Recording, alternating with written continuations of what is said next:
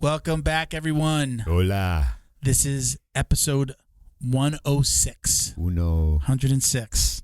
106. You are listening to the Jiu-Jitsu Dummies podcast, brought to you by Black Belt Digital Marketing. Listening to the Jiu-Jitsu Anything you Dummies. need to build your business on and offline. Oh, look, I just happen to be wearing a shirt today. Website design, Google Ads, graphic design, printing can absolutely help. I would say our flagship product is reputation management, where we help you get found more in your area, get your Google business profile found more, so you get more phone calls, website visits, even like restaurants and things like that get direction requests. People just walk right in. You don't scrub those pictures from college in the frat parties, that kind of reputation protection? No, not that kind of reputation management, although we can help with that as well. That's really just kind of falls under regular SEO. But check us out at Black Belt Digital Marketing on Instagram, or our website is bbdigitalmarketing.com. Again, reputation management being our core product. You can request a free review of your online presence, get a grade on kind of the individual aspects of your marketing, and it's free. So feel free to jump on and request. My name is Milton Campus. I'm a brown belt training out of South Florida. Hi, Milton. I train out of Jiu-Jitsu for Life in Coral Springs. I never say the gym name. Yeah. Shout Don't out. know why. Shout out. Bo behind the camera. Hi.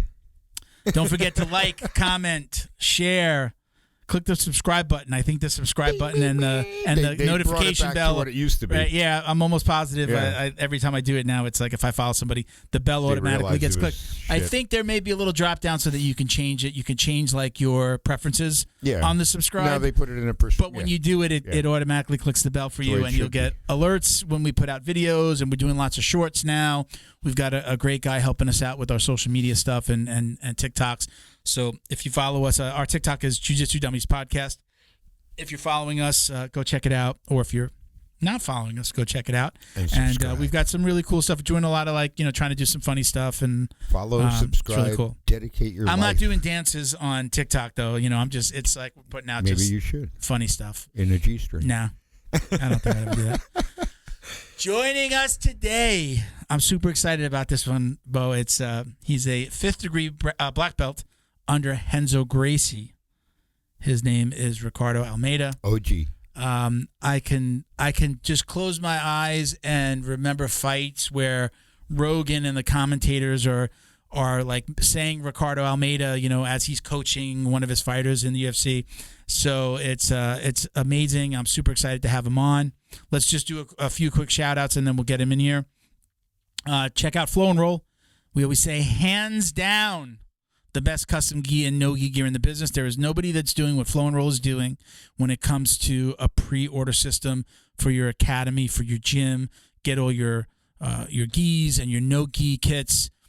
Get them done. Get them printed and shipped to your students at very little out of pocket for you. So visit them on Instagram at flow_n_roll. Check out their website at flowandroll.com. It's an amazing program. We did it for our pre-order on our rash guard, our no-gi set. It's amazing.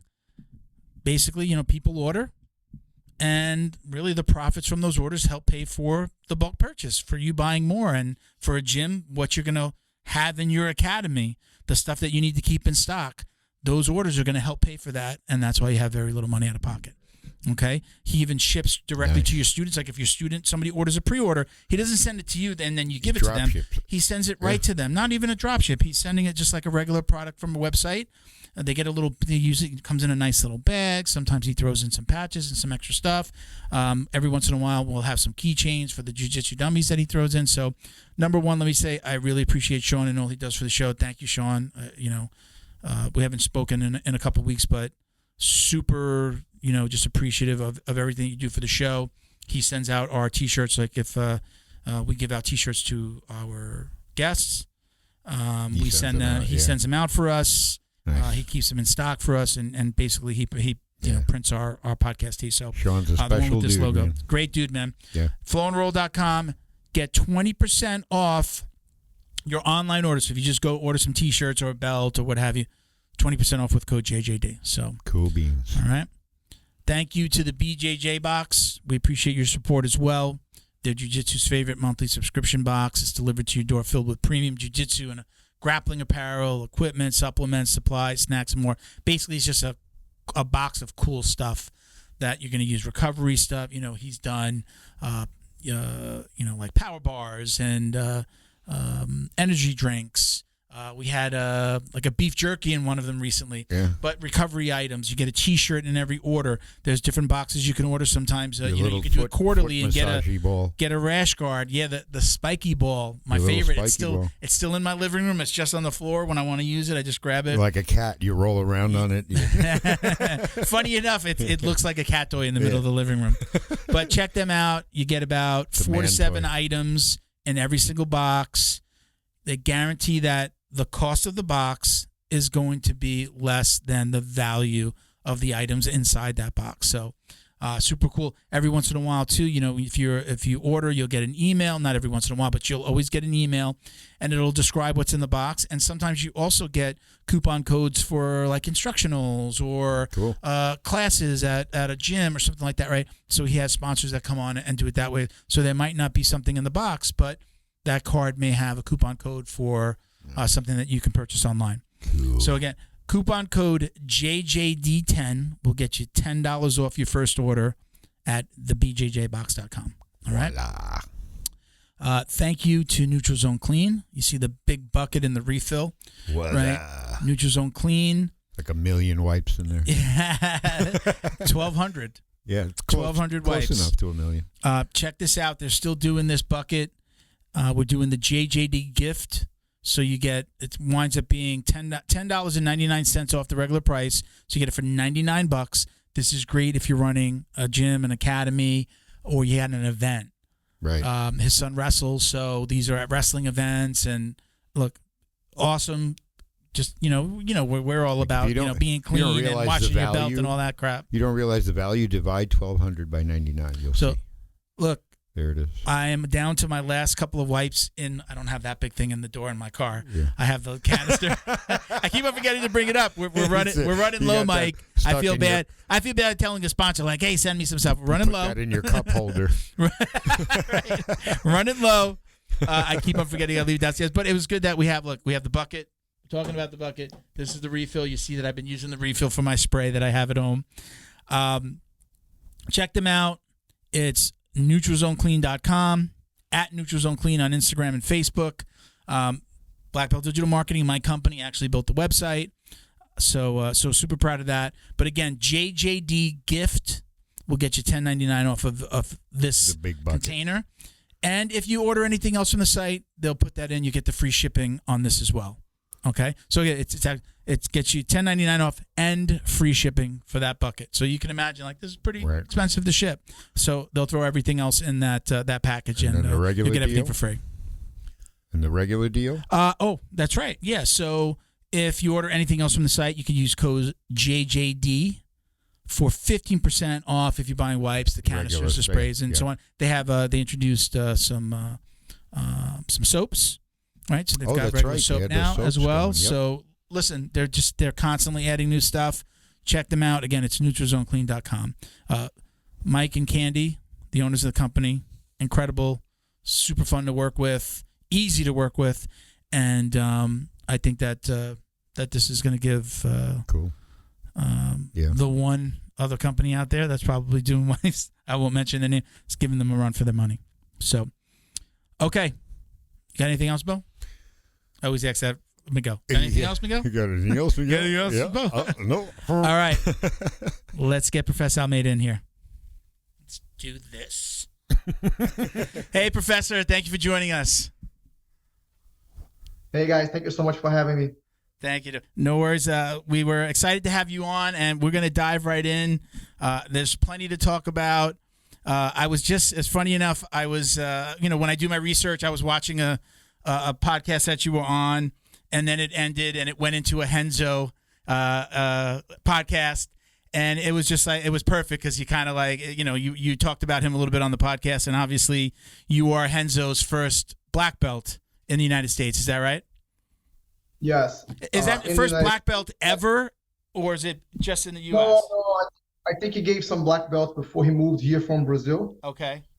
first one here in the United States, but Matt Serra claims that he's the first American black belt, even though I was born in the United States, Matt Serra doesn't consider me American. Wait a minute. Say that again. Even though I was born here in the U.S., Matt Serra claims he's the first American-born Renzo Gracie black belt. You know, we always joke around with that. Okay, so were you really born here and then moved back? Yeah, man. I was born in New York. My parents were doing they were doing their master's degree when I was born, but then I grew up in Brazil. I grew up in Rio. Okay. There's an argument to be made there. Yes. Do you still see that group of guys? You know, Matt Serra, Renzo himself. I know you named your son Renzo. We'll talk about all that stuff.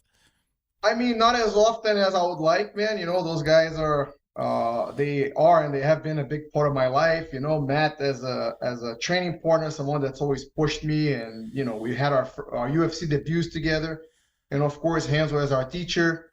I saw Renzo a few weeks back in New York. Matt, I haven't seen in a little bit, but whenever there's fights, whenever there's something going on, like we always touch base a little bit. So I keep in touch with those guys for sure. So I'm in Florida now. The majority of the time, we opened the school in Florida. Okay. So I am, spending probably the majority of my time in Florida and then going back to New Jersey like every couple of weeks. Where are you right now? You're down here in Florida? Yeah, I'm in Florida, just outside of Tampa, man. Oh, okay. All right. Yeah, we're filming down in Miami. I live a little bit an hour north of Miami. Train up in Coral Springs, but we come down to Miami where the studio is, and we film down here. So we'll talk about how you started jiu-jitsu and all that stuff that everybody likes to hear about on the podcast. I'm very, very curious. Your kids, do they understand this? Do they understand who you are, who Renzo and Matt Serra and these guys are? Do they realize? Or is it just like, yeah, that's Uncle Matt, that's Uncle Renzo, and it's like no big deal, they could care less? Yeah, man, I think for sure. My kids grew up around fighting. Yeah. Even though they don't remember me fighting as much, they grew up with, Uncle Frankie, that's Frankie Edgar, Uncle Eddie is Eddie Alvarez, so they've had these crazy uncles that they grew up watching fight and see their incredible victories and share some of the despair in defeat too for some of the big losses and title fights and things like that. But I think for sure the kids understand, they've been to no gi Pan Ams with me, they sat on they've watched me compete. So for sure. And they're 20 and 18. So they have, they're older. All right. Yeah, okay. I have a very vivid memory of, me competing in jiu-jitsu as well as, the MMA fights, especially for Frankie Edgar and a lot of the more recent guys that fought for sure. Do they train? I know I've heard that your son trained.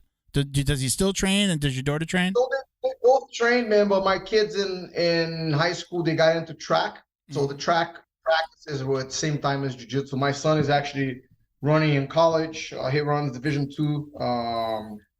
Track and cross country. Okay. My daughter just got recruited also. They're actually going to go to the same school. She's going to run track and cross country as well. So they both chose a different path than me, but I'm really proud of them. They worked very hard, man. Like to be a collegiate athlete, on a scholarship, on athletic scholarship is really, really high level. Both of them, they are both on scholarships? Yeah, they both on athletic. That's awesome, man. Congrats.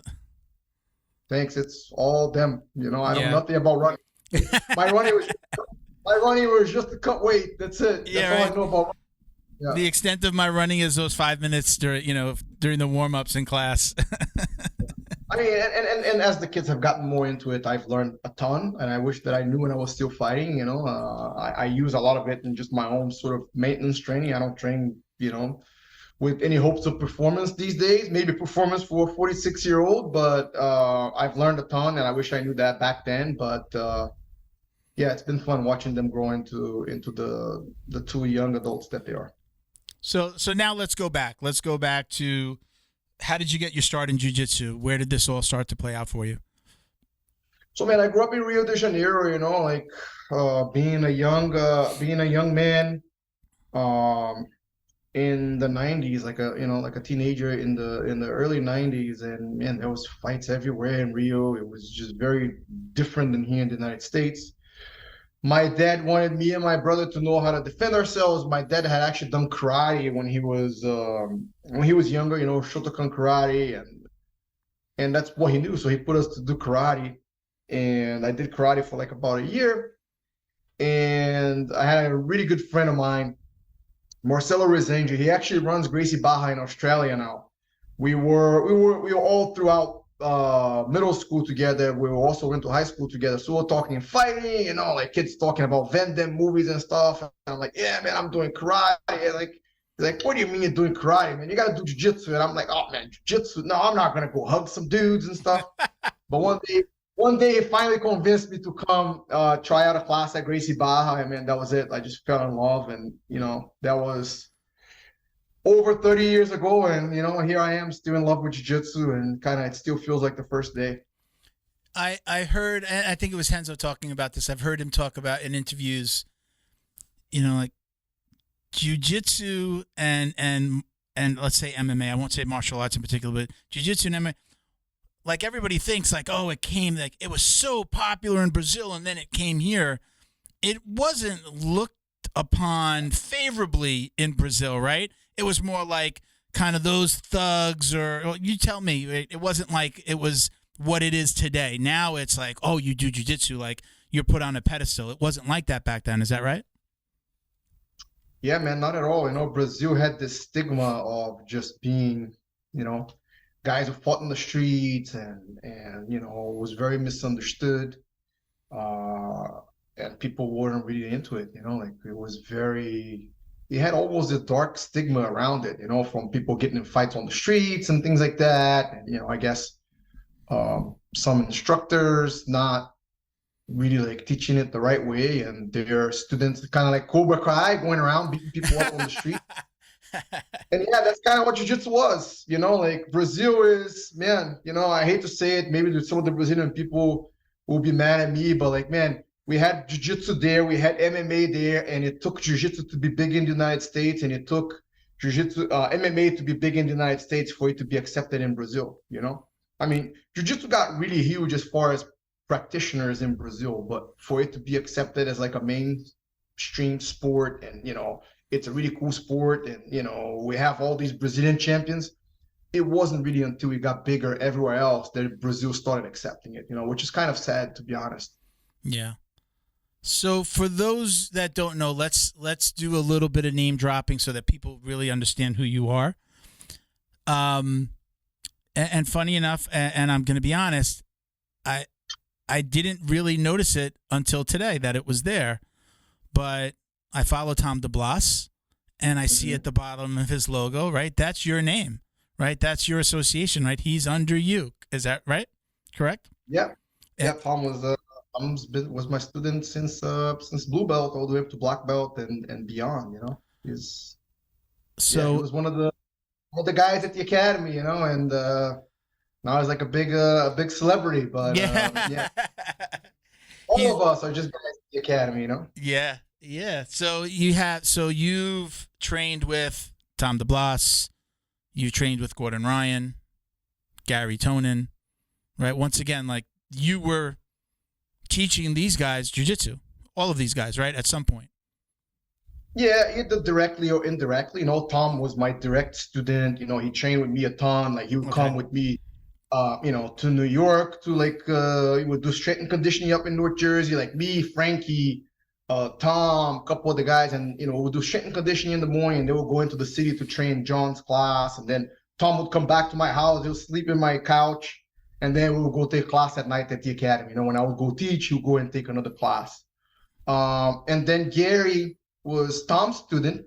And when Gary went to university, he went to Rutgers University, which was about an hour and a half from Tom's school, and like 20 minutes from my school. So during the time that Gary was attending Rutgers, he was training at my school a lot of the time.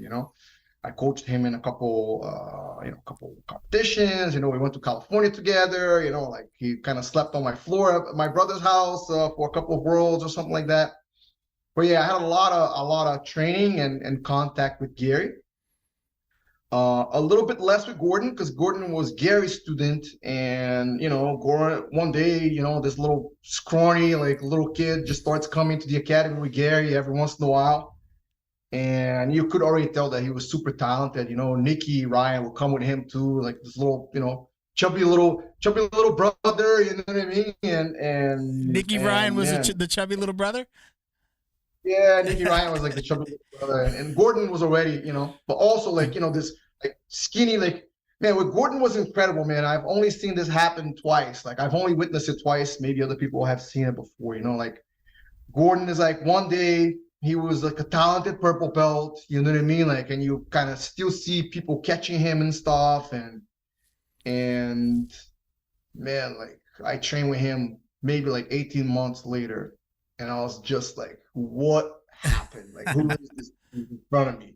And he wasn't even big yet, like he was still small, just good. Like this might have been the time, even before he won his first ADCC. And, I think the first time that he fought Felipe Pena, where he was already like winning and he was already showcasing his, his incredible ability in no-gi, but he hadn't really like done the things that he had done before. But man, he already believed it. He already knew that he was gonna do it, and kind of like all of us from getting beat up by him already knew that he was gonna do it too. It was just a matter of time. But sometimes your competitive acumen takes a little bit to develop, right? Like your competitive acumen comes after the skill development, right? It's not all now you can beat everybody in the room and then you can go to a tournament and beat everybody. It doesn't always happen that way, And it's been fun to watch for Gordon as well as for Gary, like to see both of them go from like young talents, purple belts, and then, brown belts, like you could already tell, their potential and how good they're going to be. And then, watch them both like take the world by storm. It's been fun, man. And it's kind of like, I feel like they're just getting started. It's funny because I just saw really the first time that I've seen, let's call it live, I saw Gary Tonin fight this last one championship fight. Every time I've seen him, it's always been on clips, and now that one championship's on Prime, I'm like, yeah, I'm definitely going to tune in. So I got to watch him fight the other day. Was there a point, you kind of mentioned it with Gordon, like at that purple belt, like if you went back to that point in time, were you really looking at him like and saying, oh God, this guy's going to be a star, or was there something that was standing out about that jiu-jitsu, him and Gary, either one of those guys, or was it just like you look back and go, I can't believe those guys did this. Look at where they are. Yeah, man. I think, we've always had a big sense of pride on the no-gi level, like coming from Renzo school, so we've always kind of like known where we were in the pecking order as far as no-gi, from ADCC all the way up to the UFC, right? Like, and no-gi worlds, right? So I had been to no-gi worlds with Gary and this other kid that used to train with me a long time ago, Max Bohannon. They were two kids. They were really good. They trained together a lot. They both won worlds. I think at the time Max won his purple belt and Gary won his brown belt, the no-gi worlds. And it was almost kind of easy for them, like it wasn't even that hard. Like you could tell that they were at a very high level in no-gi. And a little bit after that, Gordon came. But like I said, Gordon, he went through this period where he was really talented, but he was kind of like a purple belt still, right? Like he would still like make mistakes or maybe like move around too much. And then they started going to the city and training a lot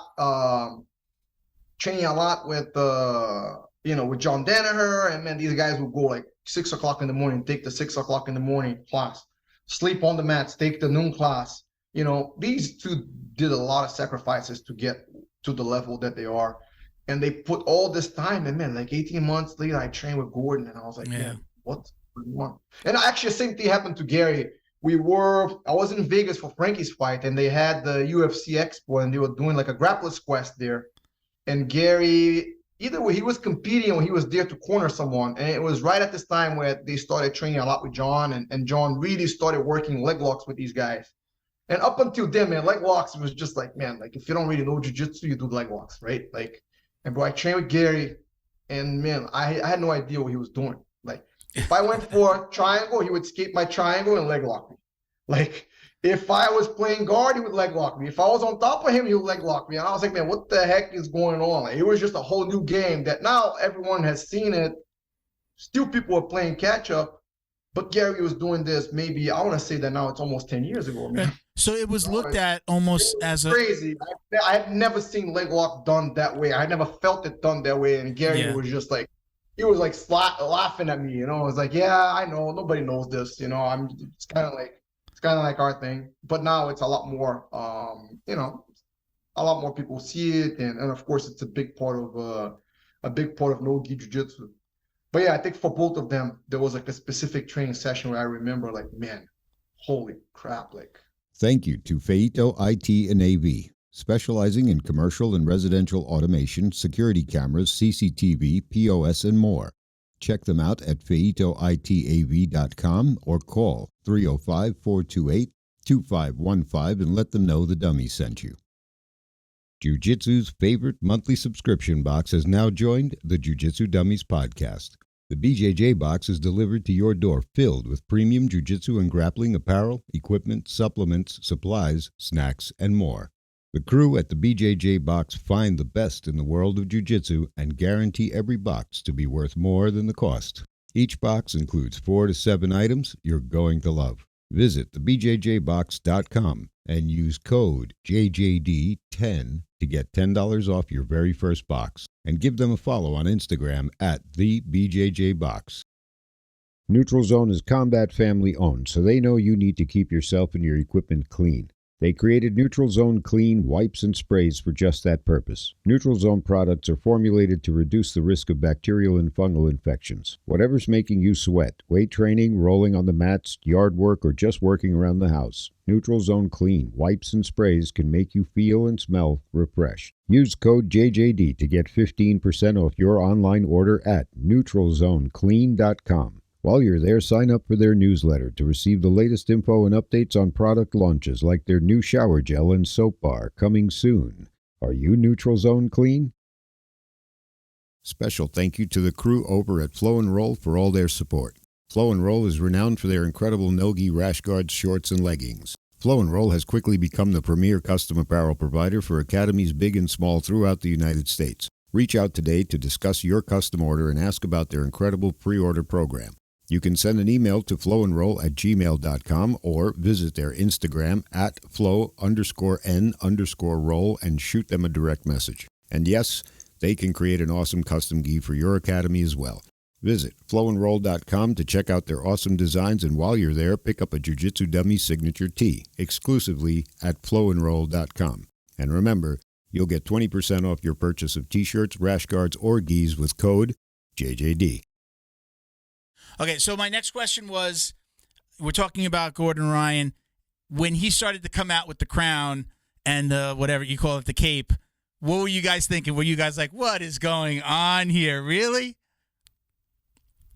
Yeah, we had never seen anything like it before, right? Like I remember we had a tournament that we used to put together. I was actually doing a super fight that day. That was the first time I think I seen Gordon with the crown, and you know, he was already like winning all these tournaments. You know what I mean? Like it was kind of like, in a way, it was like a homecoming. I was like, it's the first time I see him after he goes out and like beats all these guys. And I'm looking at that crown, and I'm like, I'm scratching my head. I'm like, man, I don't know if I want to be like over there with, you know, this kid's crown and stuff. You know, I understand what he's doing, and you know, it's all good, man. Looking back, it worked. You know, it accomplished what he was setting out to accomplish. Listen, man, there's no better king than the self-made type of king, right? Yeah, you go out and you take the land and you put on the crown, and that's it. I mean, it led him to what, yesterday or the day before, right? He announced he's got a $1 million deal with Flow Grappling now. I think it's incredible. Yeah, things that he's able to do. You know, now sometimes I'm watching YouTube and he's popping up like in these, you know, bodybuilding, like with all these bodybuilders and stuff, and I'm like, yeah, wow, man, this dude is everywhere. You know, it's like my brand new students here, they go like, oh man, like who's the best? That blonde dude is the best, right? I'm like, yeah, he is the best. That's him. Dude. It's kind of funny how, like, when the new students come in, like people that don't know jiu-jitsu, and then they come in, it's funny watching them learn and absorb all this stuff and like start to know the names of the moves, names of the competitors. You know, I remember those days. I've been training for about 9. I'm a brown belt. I've been training for about 9 years. And, you know, I used to like show up at practice with my iPad and be like, Coach, could we go over this move today? And it annoyed the hell out of him. And then he knew I wasn't going to stop. I would just, if I wasn't training, I was watching videos. If my wife wanted to kill me, I was like TV on, shooting YouTube to the TV, just like anything I could find. And my coach just wound up throwing up. He's just like, all right, let's do this. And it was kind of at that time where, as the old school professors didn't love like you going and learning jiu-jitsu on YouTube and bringing it back. And it was kind of just that time where it was like, all right, I guess this is becoming more acceptable. And obviously BJJ fanatics and things like that were around for a long time already. But a lot of coaches were like, please don't go learn something on your own. Ask me. So then we used to sit with my iPad. I'd show him a move that I wanted to learn. I'd have the iPad on the side, and he'd look at it and go, okay, this is the way I would do it. And it just became a part of our culture for us to be able to to ask for these crazy moves, and that's how we learn like the weird stuff, I guess you'd call it. But sure. How do you feel about that? Like seeing your students, do you see that journey of like just not only learning the moves, but understanding the culture and going through this whole world of jiu-jitsu on the internet? Yeah. So I think even just to back up a little bit, like this whole thing with Gordon and Gary, man, like I'm all for it because you have to remember that before this, it was completely Brazilian dominated. Mm-hmm. Right? Like there was almost this stigma that Americans can never be as good as Brazilians in jiu-jitsu, right? And Gordon and Gary almost single-handedly flipped that upside down as far as no-gi jiu-jitsu, right? Like they had to go head-to-head against not only go win matches, but be so dominant and not even leave it, not even as close. So that now we're like, oh yeah, Gordon's the best. But man, like if you go back 3-4 years, people didn't even think that an American guy could be that good, Yeah. We've had some pretty good American guys before, but they were never the best. And they were never this dominant force that Gordon has became and Gary to a certain extent in the lighter weights, right? Like, so to me, it's, if they need to call people out and if they need to be a little bit more flamboyant on social media, man, it was what they needed to do to kind of create this little revolution and, change the perception, especially of the American practitioner that, man, you could be just as good. It don't matter if you don't speak Portuguese. You know what I mean? Do you think there's anyone out there that can beat him right now? I mean, Nicky Rod's out there, like, gave him a pretty hard time in their last match. But do you think there's anybody? You think that guy is on the radar yet? That person that's going to wind up beating Gordon if it ever happens? Listen, I think Gordon could beat all the top 5 guys back to back in no-gi. Literally, like fight them back to back in matches, right? No matter what rule set, right? Like whoever is the top 5 guys, right? But man, it's fighting. Yeah. You put somebody in a certain rule set, you give them 10 minutes, right? Like, you know what I mean? Like it's man, people can win. Somebody, he's gonna be the motivation for a lot of guys to train every single day and raise their level and raise their obsession to his level of obsession and their level of sacrifice to his level of sacrifice, and that's how jiu-jitsu evolves. I mean, right? he makes high-level black belts look like rookies, like purple belts. Yeah. I mean, it's crazy. So right now, I haven't really seen it. I'm super impressed by Kanan. Like every time I see him, he seems to be getting better. You know what I mean? Like every time, I remember the first time they fought was I think it was no-gi Pan Ams, because I think I even competed in that same event in the Masters division, of course. And he took Gordon's back for a quick second. I think Gordon went and submitted him. And, you could just tell that Gordon had way more experience. But I've seen Kanan every time that he's fighting. He's a very athletic kid. He's always bringing something new. Who knows? Maybe one day he could give Gordon, like a much tougher match. And yeah, like even Hodger lost a couple of times. You know what I mean? Like, I'm not saying that you're not unbeatable, but bro, like I don't see anybody out grappling Gordon. That's it. Yeah. You know what I mean? Like, yeah. Like if you put him in an old time limit with anybody right now, yeah, he's just a different level from anything I think we've seen for sure. So let's go back to the question about the students. How do you feel about this world? I mean, you coached at a time where it wasn't really so popular to go over it. You know, maybe even back to when it was like DVDs, right? Like people exchanging VHS tapes and DVDs. How do you feel about this world, and how do you feel about your students consuming or learning jiu-jitsu online? Yeah, and it's a big sort of like democratic movement in a way of the technical aspect of jiu-jitsu. Like, I'm all for it. You know what I mean? Like, I think that, man, if I had access to, I remember watching videos of like Rickson and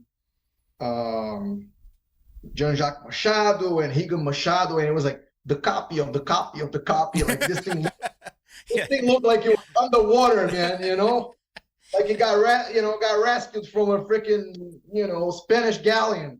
But man, I consumed it, and every once in a while I would learn moves. And I remember when I first moved to the United States, like I would buy wrestling, wrestling videos to learn takedowns more, right? And the times I would go fight in Japan, sometimes I'll buy judo books and see moves, and sometimes even see things that we see in jiu-jitsu, So I'm all for it. I think BJJ Fanatics has brought something to jiu-jitsu that it is incredible, I think that students, though, who do have access to a big organized school, because man, sometimes, like I had one of my students, he just moved to the Midwest somewhere, and he goes out and like there's somebody teaching, and he came up training, sometimes with like 5, 6, 7 black belts on the mats, whether these guys were competitors or not. So now all of a sudden he's in a school where people are asking him to teach, right? So how does he progress, right? So those people over there, they need a lot more support from like a video like that. I do think that if you, let's say that you train at Alliance, or that you train at Gracie Barra, right? Like whether you train with, with John Danaher, right? Like you train at some of these established teams, they all have like a different map, right? Like the destination ends up being the same, right? Like ends up being like a high level black belt that could compete, possibly win at the highest level, right?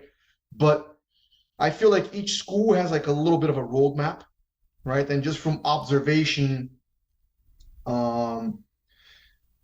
certain things come before others for different schools, right? There's a sequence, right? There are certain things that you should learn in jiu-jitsu, right? Like as an example,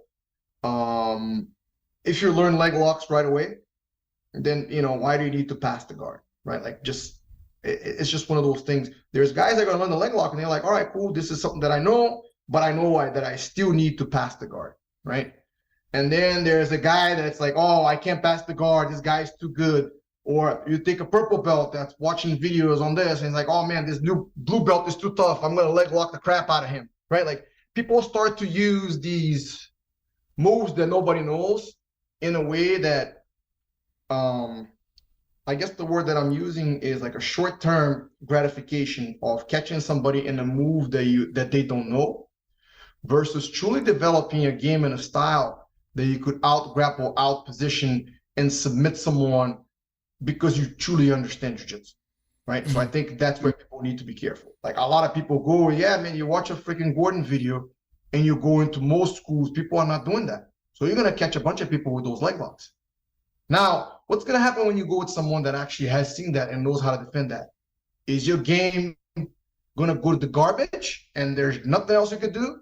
Or you actually have a well-developed base that you're able to defend guard, that you're able to pass the guard, that you're able to take the back, that you have all these sort of like pillars of jiu-jitsu well dug into the ground, so that now this move is just something else that you add on top and not like a little quick exit that you go to when things are going bad. Yeah. Right. Like, so that's where I think that people still need to catch on and learn how to learn. And I think that's where instructors become very instrumental.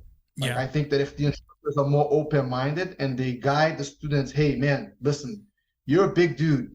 Like, what the freak are you doing? Like doing all these inversions, you're gonna break your neck, right? Like, oh, hey, you're a little dude. You try to body lock pass. Everybody I train out tries to body lock pass. How am I, dude? Like, unless you were like freaking, way heavier than me, I'm gonna freaking butterfly guard sweep you. You know what I mean? Like, I've been feeling that for freaking 20 years, right? Like, don't come because you watch a DVD and try to body lock past me. So my guidance towards the lighter partners is, okay, know who you do this to. Don't do this to somebody heavier, right? Like do this in certain situations. So I think that on one hand, the students can be, there's a lot of try to understand like what's short-term reward and what's long-term development, and try to place new moves within that spectrum. And then I think us instructors being more open-minded and learning that whether we want it or not, people are going to consume this. And that's great. Like they're bringing new knowledge. Like I'm learning new stuff from watching my guys roll and from having them do stuff to me that I have no idea what the frick is going on, right? Like, and it's sort of like my job to accept that and to guide them, but also to continue to develop myself, right? Like it's sort of like continuous professional development in a way. Yeah. Learning what's happening, learning what's happening out there. Yeah. I'm a fan of kind of going back into something that you said before. Like I'm a fan of a curriculum. Not everybody has a curriculum, and that's okay. Sometimes it's just in the coach's head. Sometimes it's written. But I know at least through white belt, I believe that there should be a curriculum that they follow. You know, you have to know how to, kind of I call it Jiu-Jitsu 101. In my school, especially if it's a bigger guy, I'm like 230, 240 at any given point. I'm usually going to get the big guys. Like new guy comes in and okay, he's working with Milton. And I like that. I enjoy that because I don't coach at my school, but I love that element of coaching and being given that responsibility. But a lot of times the coach might be doing a move and then I'll take the guy and I'll be like, we're going to do Jiu-Jitsu 101 and like get into my guard or, start showing him I'm going to pass your guard. You pass mine, you pass me. I'm going to pass you. And we just kind of go back and forth and for a little bit.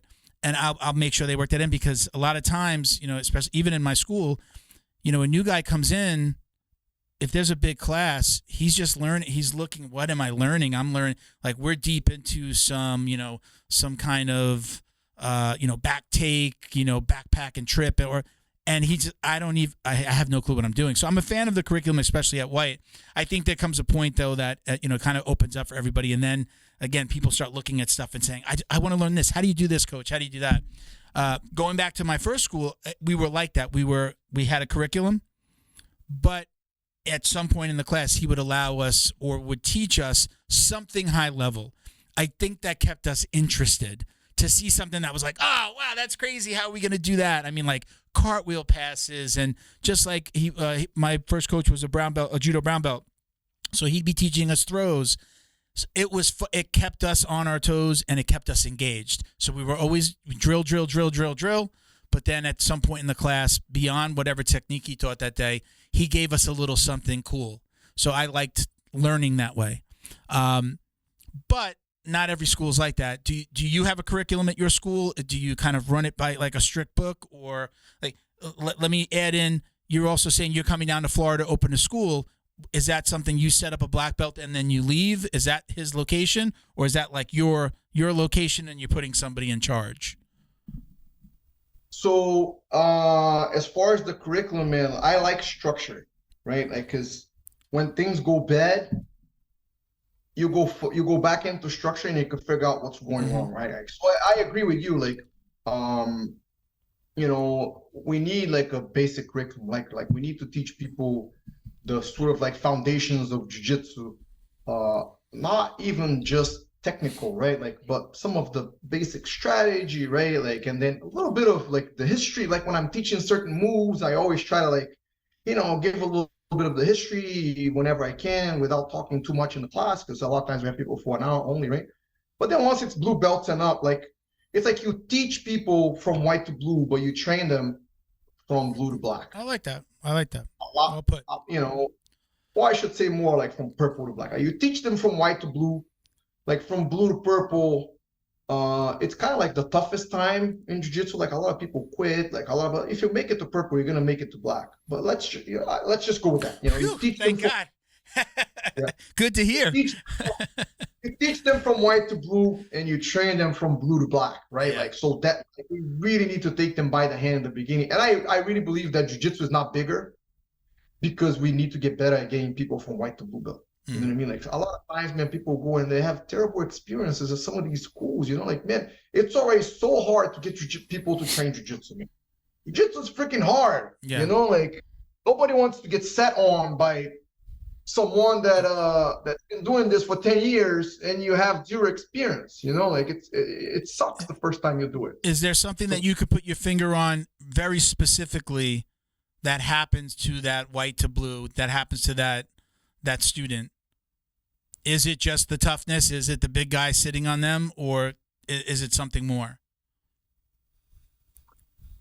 Yeah, I'm a big believer that, anyone can do jiu-jitsu, but jiu-jitsu is not for everybody, right? Like certain people are going to shy away from, that discomfort. And that's just in general, right? Like when we get good, we get so good that we don't get uncomfortable, right? Like, and then as soon as somebody's able to make you uncomfortable, you start to make the same mistakes that you did as a white belt. But I think that we can make things more presentable, right? Like have more structure, have the schools be cleaner, right? Like a little bit less craziness from the instructor, like a little bit less Cobra Kai, right? Like, and a little bit more Mr. Miyagi, right? although Cobra Kai was a school, right? Mr. Miyagi was like one-on-one, but like, man, I if I have to choose between Cobra Kai and Mr. Miyagi, I try to be more like Mr. Miyagi, and if I was a student, I'll go to Mr. Miyagi, even though he's not a formal instructor versus, whatever the name of the guy from Cobra Kai was, right? So yeah, I think that having an element of structure for the people that are just getting started, right, and even some elements of structure in the more advanced classes, right, so it doesn't get too crazy, right, like so that you're constantly challenging the students, not only with techniques that require a little bit higher level of expertise and proficiency, but tough situations where all right, today we're gonna defend guard, and you're gonna be on the bottom for like 15 minutes. People are like, oh my god, right, like. Bringing small doses of discomfort and reminding people that jiu-jitsu is tough, right? That it's not supposed to only be fun, right? Like it's supposed to be challenging too, right? And not just for your training partner, for you. Everybody talks about jiu-jitsu being tough, but it's usually, it's tough for them. But for me, it's easy. Back in the day, it was tough, but now it's easy, right? It always needs to be a little bit hard. That's just kind of like my opinion. And then just to answer your question about the location, no man, I'm here in Florida almost full time. Me and another one of my black belts, we are in Lakewood Ranch, which is somewhat of a suburb of Tampa. We're like 45 minutes from Tampa. And yeah, I travel back to Jersey to continue to give support to my students there. I was just there for like a week. And the rest of the time I'm here cracking the whip and just trying to get a school going from scratch. It's been a ton of fun. We've had a very warm welcome. We have some awesome people here, and we've been open for less than 3 months, but we're already starting to see some talent come through the ranks. So it's been fun. Yeah. Do you allow white belts to roll, or how soon do you allow a brand new white belt off the street, never done jiu-jitsu, wasn't a wrestler? Do you hold him back from rolling right away, or is he getting right in there, or she, he or she?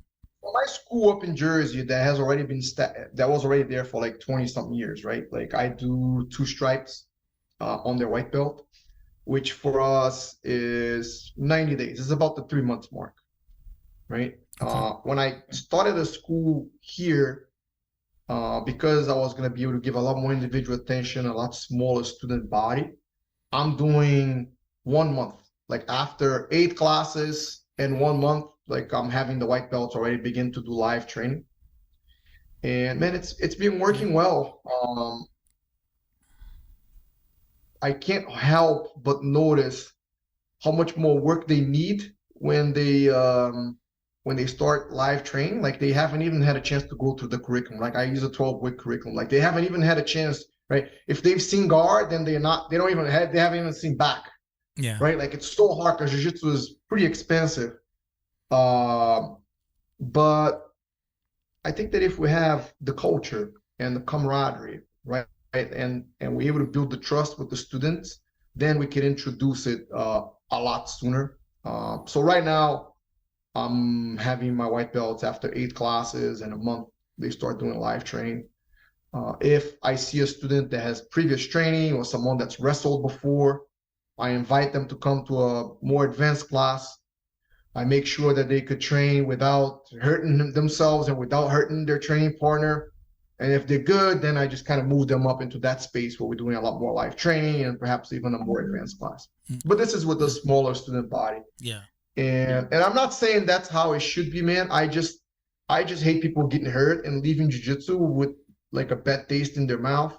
And unfortunately, the majority of people that come to jiu-jitsu, they need some work, man, not only in their fitness, but in their coordination, you know, body movement, like before they could train safely to the point that they don't get injured, and they could anticipate accidents and, you know, try to avoid those, and they could train without hurting somebody else, right? Like a lot of the white belt injuries are inflicted by someone else.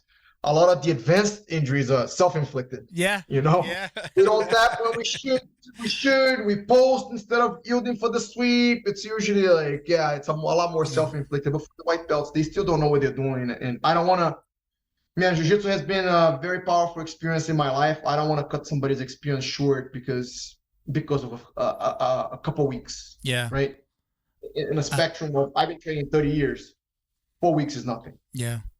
I tell my fellow students, and I preach it on this podcast, remember that this is a business for your coach. I wasn't always the nicest. You know, at my first school, I was the first student. It was a family friend. He was opening a gym. We traded marketing services for lessons. I never paid him a dime. I was with him for 2 years, built his website, helped him out, started coaching. At white belt, I was helping him coach the kids' class.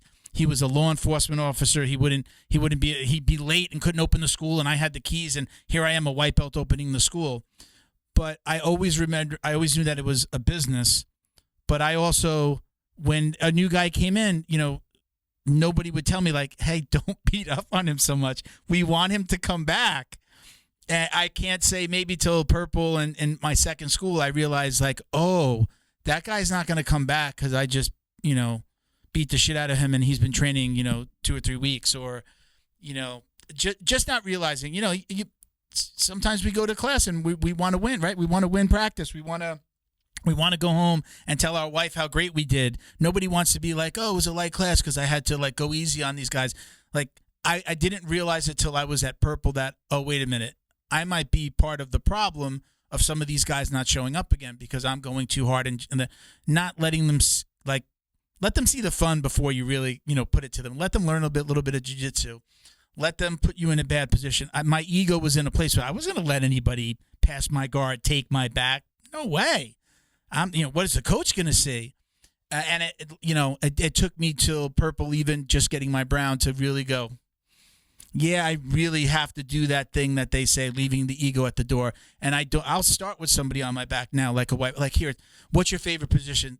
Let's start there and we'll play around a little bit so that they have some fun with it too. I've been doing it 9 years. I'm going to be 50. I'm not looking to win ADCC. I'm not looking to, you know, to compete. Not right now while I have a regular job still, but you know, I didn't realize that for a long time and nobody told me that. I learned it by doing or by hearing maybe people outside of my gym talk about those things. So I make an effort to preach it to my other guys, like, hey, don't beat up, you know, hey, take it easy on the guy. He's new. Like, it's a business for the coach. We want them to come back. We want them to get to blue, and then we beat up on them. You know, I think a lot of guys don't realize it if they're not told something, as silly as it may sound, like don't beat up the new guy. You know. Yeah, man, and you know, like beyond the business, it's a practice, right? Like it's a lot more like a practice where, more like a I don't want to say like a medical practice, but you know, something that's more healing than there is a value-based transaction happening, that, you know, we're exchanging like a monetary value for a thing, right? Like you can't really like buy jiu-jitsu, right? So I think in a sense that's already different. But when we talk about a school, right? And even like, let's just say your school, right? Like, let's say that your school has 50 students, maybe, you know, 10 of them are blue belt and up, or maybe 15 of them are blue belt and up. And then, you know, you show up on a Tuesday night, there's only like 2 people to train that are advanced. And then on a Thursday, there's like, you know, maybe like 1 guy. And then Saturday, oh, cool, everybody's here. And then Tuesday comes again, there's only freaking 2 guys for you to train. And you just keep kind of like, man, there's only 50 people here, right? Imagine if you had 100, 200, 300 students. Imagine that student body, like how, it's in the student's best interest, I believe, to have as many training partners as possible versus just having like 1 or 2 or 3 guys. Because life happens, man. Life happens, sometimes people just don't show up. Yeah. And you have a level of dedication, I would imagine, to your training just by having a podcast that most people don't have, right? Like, so truthfully, the more people we have training, the better. The more people I have, even in the school across the street for me, the better, because later on you want to go, they have the Temple Open coming up, and I'm like, oh man, maybe I should think about doing the Temple Open. And, they got my black belt that's over here. I have a couple of guys coming from Jersey, and bro, I go look, and it's like, there's nobody in the weight class, right? So what does that mean? We need more schools down here. You know what I mean? Like, it's one of those things. It's like, the bigger jiu-jitsu is, the better at every level of it, right? Because then Gordon makes $1 million, right? Then we have jiu-jitsu competitions every week. And then every time we get on the mats, we have good people to train with. They have like, somewhat, they might not be like-minded, but they have similar goals. And there's a sort of like these unspoken rules under which, the rules of engagement under which we kind of like go and try to kill each other without killing each other, right? So even to that sense, I think sometimes it takes a long time for people to understand that. Yeah.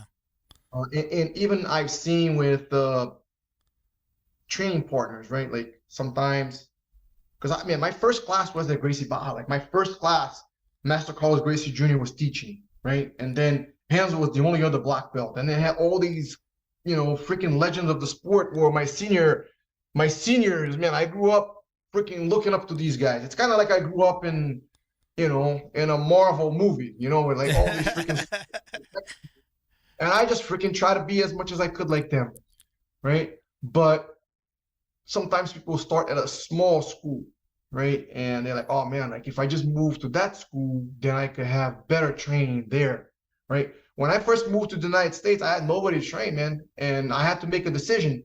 Do I go somewhere else where there's training, or do I build the people around me so that I actually have training? And going back to the first thing we talked about with the DVDs and, and BJJ fanatics and how to introduce techniques that are not being taught by your instructor into your game, we have to make a decision between the short-term gain and the long-term balance, right? Like I wanted to have people to train for the rest of my life, not just move somewhere and, train with these people that I don't even know, and I think a lot of times people jump from gym to gym, and people are entitled to go wherever they want, man. Sometimes you find a situation and you don't want to be there, just go your own way. And that's, it's better for everybody. The quicker people move, the better.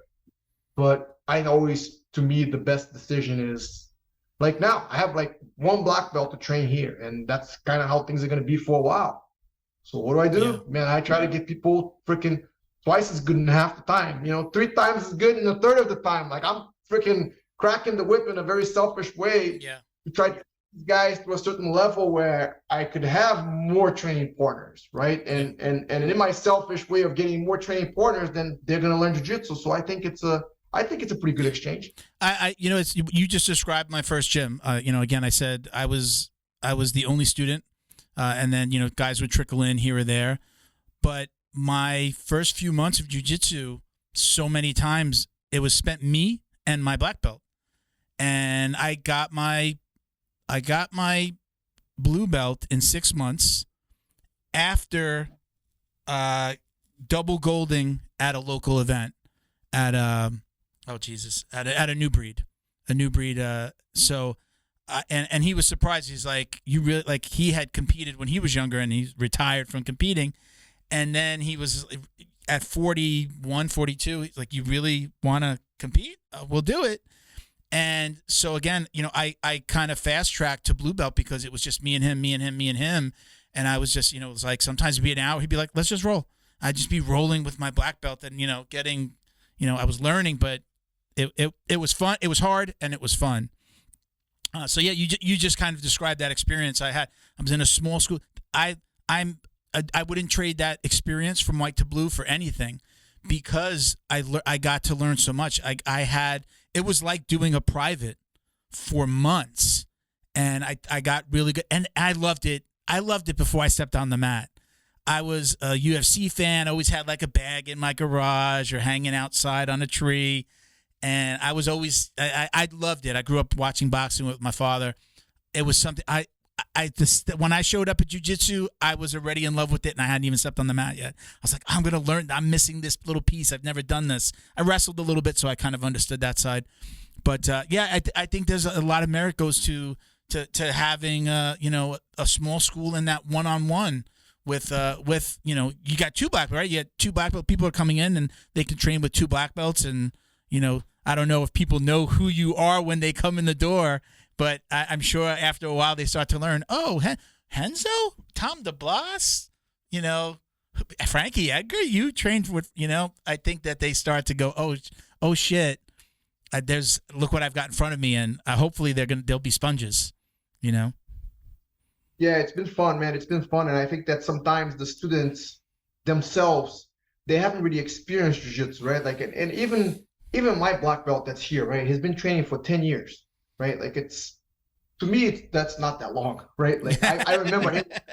I remember him as a white belt, like barely doing jumping jacks, like doing jumping jacks, like all like crooked, So, but I know the power of jiu-jitsu. I've seen it. Like I don't know it. Like I don't know the secret of it, but I've experienced it. I've seen other people experience, right? So when somebody walks into the school and they step onto our mats, they see themselves for all the things that they can't do, right? Whereas me as an instructor, I'm seeing them like 5 years down the line. I'm already seeing like, oh man, this guy's like, he's kind of freaking strong, man. He's gonna be so good. Oh, this girl, look how technical she is, and she's tough, like she's fearless, like, and this little kid like this, and this person like that, right? Like, oh man, this guy, look how quickly he's got the bug. Like he's going looking at all these DVDs and he's asking me all these interesting questions, So I think sometimes students need to have more patience and recognize that they're entering something special, right? Like that they're entering a special practice in a way, like a special activity, right? But also a jiu-jitsu school is a very special place. Not all of them, but most of them. The instructor is usually pretty humble, right? Like, and he likes to see people do well, and more than probably anywhere else you go to, on a consistent basis. So for sure, like I think that the dojo is the place of enlightenment. Like I think that we can find a lot of that in a jiu-jitsu school. I give a little piece of advice. Tell me if you agree with this. I give this little piece of advice, especially when I see a white belt struggling, rolling with some of the higher belts and that they're beating up on him. Or I hear them say like, oh God, I don't want to roll with that guy. He's so tough, or he's so strong, or he's so heavy. I'll tell those guys, look, especially if it's a guy that's like a bully, and it doesn't happen a lot in my school, but I tell them this in general. Ask that guy to show you his favorite move, or explain the last submission that he did on you. And you kind of get that guy into a teaching mode, and now he's not just thinking about killing you. I've given that advice, and it's worked. It's like, look, that guy, he may be here, he may be tough, maybe he's got a competition coming up, whatever it is. But do this and ask him to show you something, and it usually kind of diffuses. It brings that guy down a little bit. He's like, okay, we're not going to roll. I'm going to teach a little bit. Okay, all right. And then they go, it's just a different mode. And now it also, usually that person might be new, so it also kind of starts this weird relationship. They start talking, because there are guys that I've gone to the gym, they've been there for weeks and sometimes months, and we don't talk other than, hey, what's up, how you doing? We don't know each other yet, right? But if I ask him to show me something, now we're talking. Now we're, okay, do it. Like, we're not having conversations unless we're doing that in some cases. Sometimes I'm in and out. I go in, do my training, and I'm out. What do you think about that advice, about asking that tough guy or that bully to maybe show you his favorite move, or just ask him some questions? I think it's great, man. I think that, to try to diffuse that way and ask, the problem is sometimes the bullies, they don't even know what they're doing. Sometimes people are just like, they're so wired up, you know what I mean? Like, they don't even know what they're doing. That's just kind of how they are. But yeah, I think asking for advice, I think generally it kind of, it tends to stroke somebody's ego like in a good way. Yeah. And yeah, I think it's for sure a very slick way to having someone just kind of being rough, man. Yeah. All right. So I'll keep on giving that advice then. So we have we posted about for questions. We got a whole bunch of questions. I'm going to try and go through some of these. I know you commented on some. I appreciate you not answering them yet online. So thank you, which happens a lot of times. There was a couple that guys asked me on my Instagram. If you want to go through some of those too, we can go through it. Yeah. Let's see. I have a bunch. And remember, like the post was shared. So if they posted it on yours, I'm seeing it too. So, awesome. All right. So I'm just going to start at the top. We may have talked about some of these things, but let's see. If they listen to the show and we use their question, they can get a podcast to your mug. So they have to message us if you're out there and you hear, DM us after you hear the show, and we'll send you a podcast to your mug. Okay. So Sam Macau, he says, craziest Tom DeBlas story. Tell us your craziest Tom DeBlas story. Craziest Tom DeBlas story, man. Whew. There's a bunch. A very funny one. It may be a little bit inappropriate, but it's a Tom DeBlas story, and it's a Renzo Gracie story at the same time. Okay. And I wasn't even there. That's why I love that one. So I fought in Japan a lot. At the time, I wasn't fighting, but we had one of our guys was going to fight in Japan. One of the guys that trained me, Kurt Pellegrino, he was going to fight in Pancrase. And I couldn't go, and Renzo was going. I think Renzo had another guy fighting. And so Kurt asked Tom to go with him, And I think it's the first time that Tom DeBlas is meeting Renzo, Tom was a much younger guy, at the time. So he shows up to the airport with his Game Boy. Like a little Game Boy. And Renzo just looks at him, looks at Kurt. He knew Kurt better. I don't think he knew Tom. And he goes like, I'm going to Japan with a faggot. Oh my God. So you may beat this. Bro, I remember Tom telling me this. I think Tom called me from Japan to I think people have to appreciate people that have heard Renzo would probably know, especially way back then, that would come out of his mouth. I mean, it's so inappropriate, but that's at that time it was normal. I can't remember. Just Tom, is meeting, my teacher. You know what I mean? Like Renzo was like freaking, God on earth, all of us, and Renzo was like making fun of his Game Boy in a very completely inappropriate or politically incorrect way. But hey, that's Renzo, and yeah. I think Tom grew up a few years just in the little conversation. God. I bet you he trashed that Game Boy. Yeah, it's funny because I mean those people that are training right now, like Tom, you follow him online, or if you know him personally, like you see this larger than life figure. I couldn't imagine. I think Renzo's smaller than, right? Renzo is probably a little smaller than him, right? So this little guy saying that to who you say Tom DeBlas, we see this big, massive figure. That's kind of crazy to know that somebody was talking to him like that at any time. Yeah, Renzo always put us in our place. That's for sure.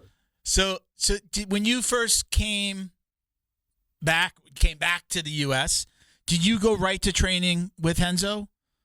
I lived with him. You lived with him, right? Yeah, that's what I heard. I lived at Renzo's house. I came to teach at the school that he was opening in Philadelphia at the time with his old partner. Did you know him? You knew him from Brazil, or did somebody set you guys up together? I started training at Gracie Barra. Renzo was the only black belt besides Master Carlos. Oh, okay. So, man, he was, and I would barely see him because he would usually be at Gracie Barra in the mornings when I was going to school. Right, I was still in high school. And at night he would teach classes at his school. He had a Gracie Ipanema, which is like a couple of towns over from Baja.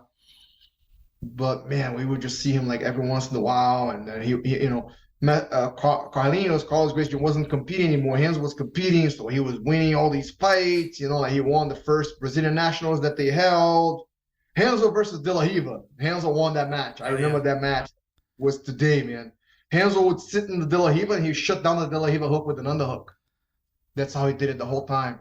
And then there was a scramble. Renzo ended up on the bottom. I think it was a normal plata. Back then, if you rolled out of a normal plata, there was no 2 points.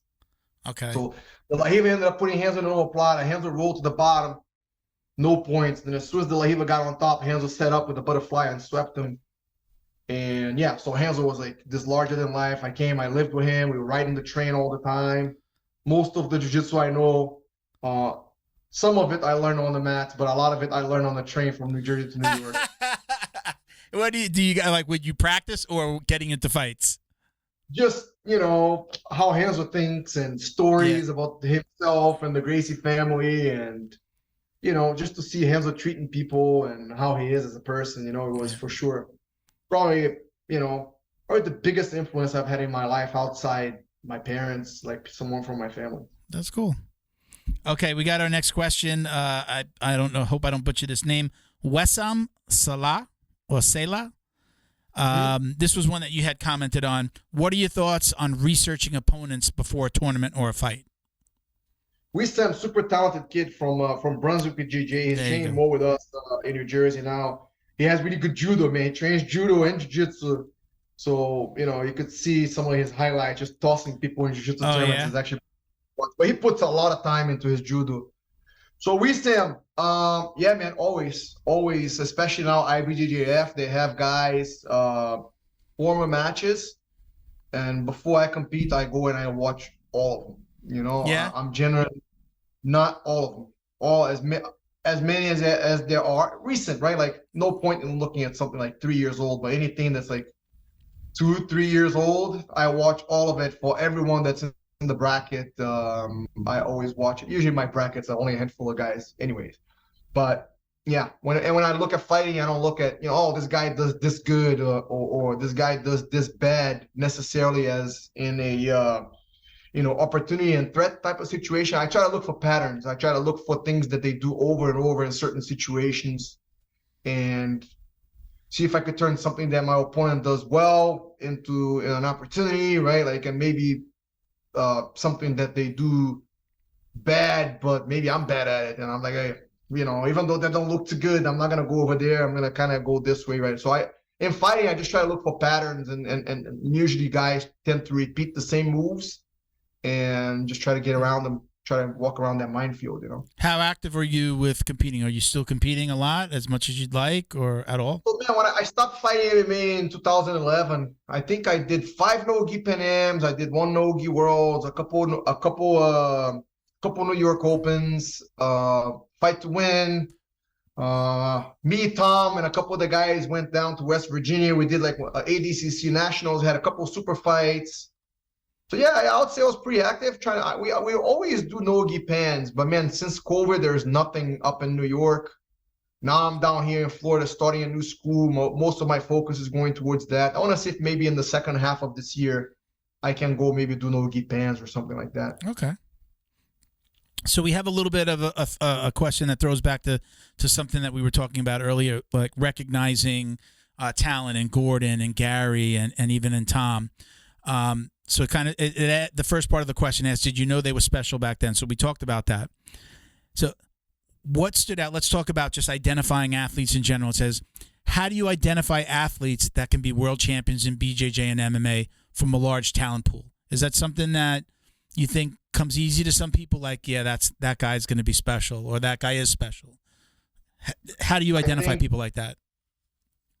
I think there's a couple key attributes, and I think that they are all important in certain situations. Some may become more important than others. I think the first one is work ethic. It's just how hard somebody works. Okay. I've seen so many talented guys that, man, it's just like, if somebody doesn't work hard, like there's nothing you could do for them, because eventually they're going to go with someone that's just as talented, and the hard work is going to make a huge difference, right?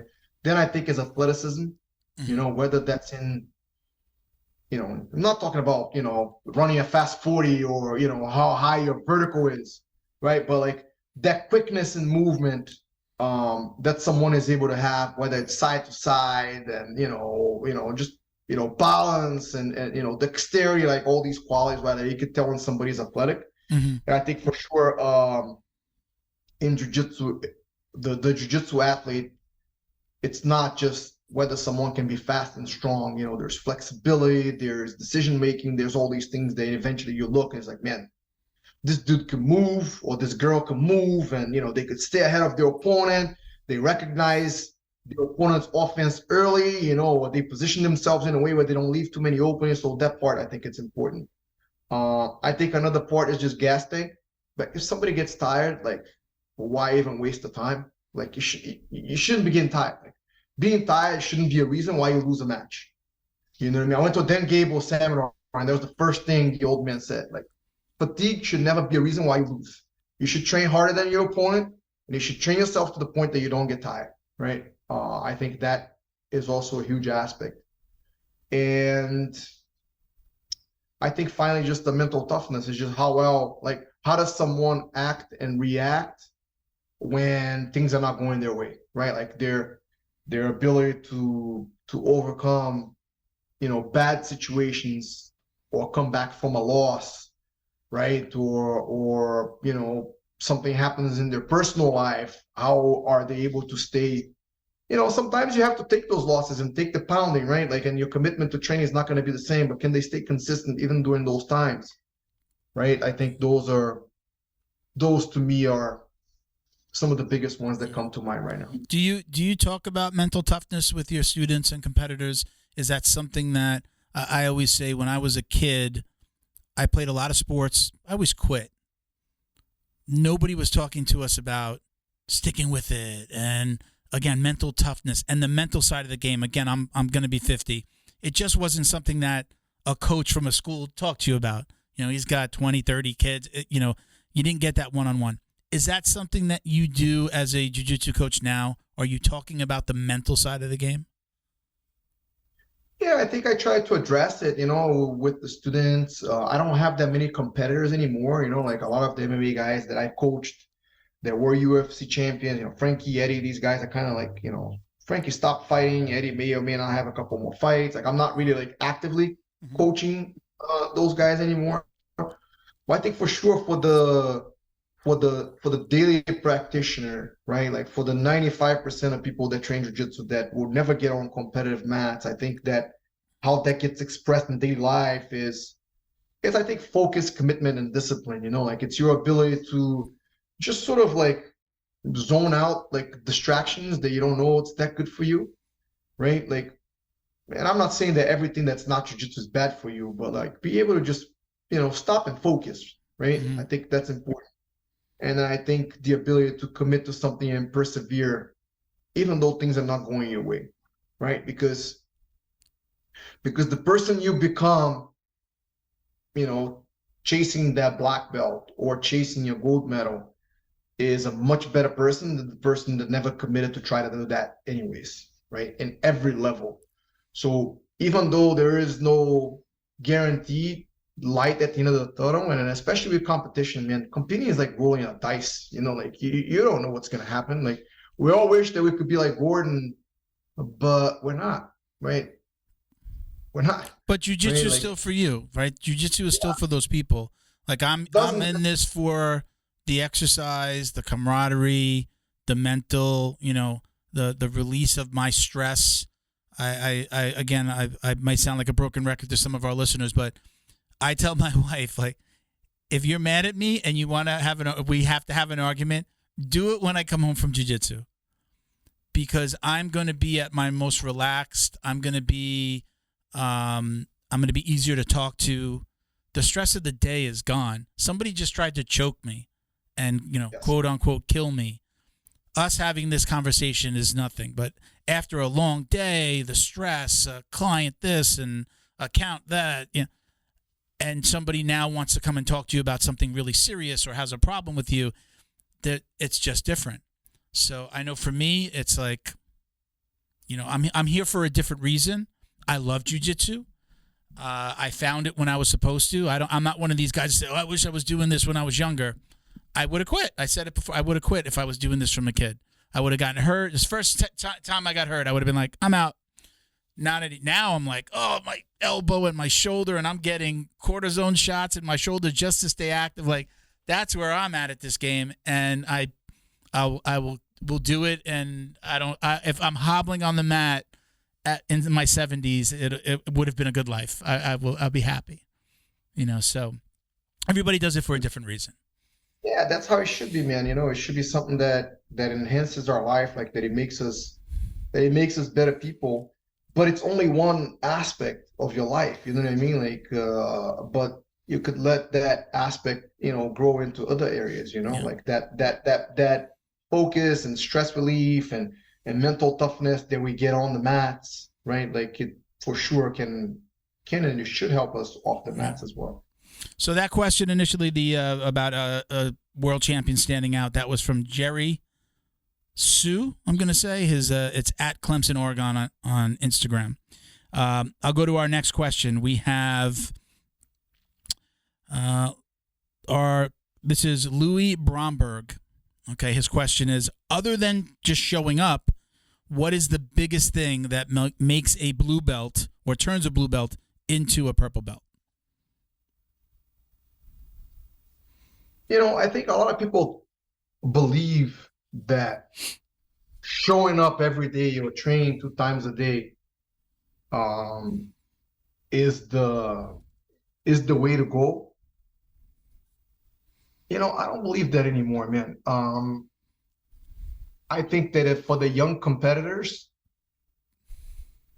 jiu-jitsu is almost like jiu-jitsu is strength and conditioning, jiu-jitsu is mobility, jiu-jitsu is injury prevention. Like for those guys, it's kind of like that. Like for us, 30 and over, like the majority of people that found jiu-jitsu like in the adulthood, I think that adding elements of a minimum level of aerobic training, right? Whether that's running, biking, swimming, rowing, or even walking at first for someone that has very little metabolic training. I think that is extremely helpful, not just for jiu-jitsu, but for longevity, right? And then strength training, right? Being able to do some type of resistance training. That's whether you join your Crunch gym for $10 a month and you go use their stuff, or you get some bands and some weights at home, and then you do that. And especially for male and females, right? Like for men, we start to lose muscle and strength. I believe it's at a rate of 1% a year, every year, right? Like after we get like 30 and 40. And then for the ladies, they start to have to deal with, bone loss and things like that. And resistance training can mitigate a lot of that, right? And then it comes, the mobility and injury prevention type of stuff. What you eat, right? Like the type of stuff that you put in your mouth, does it belong in your body? If you're asking yourself to go do 5-6 rounds with people that are super fit, right? Like you have to think about that. Like what type of fuel are you filling your body, right? And then, the type of stuff that you put in your mind, right? Like I joke with my guys, and I don't have anything against video games, man, right? But man, the amount of like adults that spend like, let's say over 10 hours a week playing video games, right? Man, that's a lot, right? Like, so I feel like video games is like the new party with these guys. Like that's 10 hours that you could have had of, maybe a couple of days you would have gone for a run, a couple of days you've gotten some lifts, a couple of days you do some core work for your back that's hurting, maybe some foam rolling, or maybe just read a book, right? Like it doesn't always have to be stuff that makes you better at jiu-jitsu, right? And I know a lot of people love video games, and I don't have video game at home also because I love it, because I would be one of these guys playing 20 hours a week in video games, right? I would be like Thunder Blast with his Game Boy when he was young. I don't think he's a gamer anymore, but I know a lot of my guys that are gamers, and I make fun of them. If we ever have Tom on, we're going to ask him about the Game Boy. But to answer Louis' question, it's like, man, like you got to do some aerobic training. You got to do some, lift some weights. You got to eat clean. You got to watch what enters your head. And then you got to be at the academy, as much as you can. If you're 30 and over, you need 2 days a week off. If you train Monday, Tuesday, Wednesday's got to be off. Then, Thursday, Friday, Saturday, and then Sunday's got to be off. There it is. That's kind of, you got to remember, good in, good out, if you right? do that for 2 years, you're going to be very good. Yeah, there you go. All right, so our last question is from Gemma. Gemma, we actually we ran a foundation for a little while called the Jiu-Jitsu Dummies Foundation. She was our second winner of a 1-year scholarship for Jiu-Jitsu. We paid for her Little Jiu-Jitsu. Gemma? Little Gemma. Hi, Yeah, she Gemma. sent us a question. Hey, Gemma. Hi. That's amazing, guys. She says, okay, so my question is, she's in her teens. She's I think she's 14 now. Sorry, Gemma, if I got that wrong. How do you feel about females fighting males, everything being equal like weight, belt, and skill? Do you think it's okay for a woman to fight a guy? Man, I'm gonna get in trouble for my answer here. Maybe not. This is like entering like the political. I'm gonna get canceled for my answer over here. No, man. Like my answer is this: my daughter runs at the highest level now. You know, they went to state championships in her cross country team. She's gonna run track in college.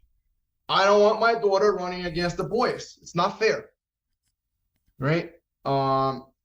Just like I don't think it's fair for lightweight to fight a heavyweight for the same medal. If they're both entering the absolute division, then I think it's okay. As far as like for a girl, I'm gonna try to answer that in a very thoughtful way. I don't think a girl that's 14 and a boy that's 14, if they're same weight, that the girl should have the expectations of tossing the boy around, right? Now, when the girls are 11, 12, and 13, bro, my girls kill all the boys. It's almost like terrible. You get all these parents that bring the girls because the boys are being bullied, or they want the boys to learn self-defense. Next thing you know, you got some cute little 11-year-old with a ponytail tossing the dude's son around, and you just parents going like that, right?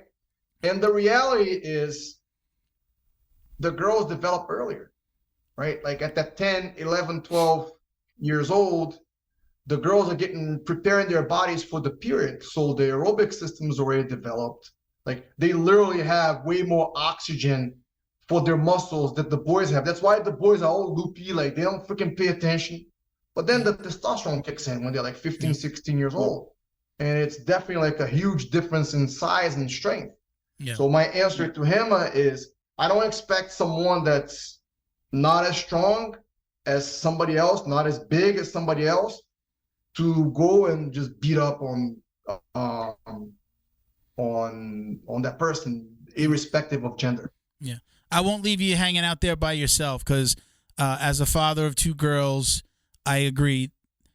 When they're kids, I think it's okay. Once you start to get to about 12 years old, bodies are changing.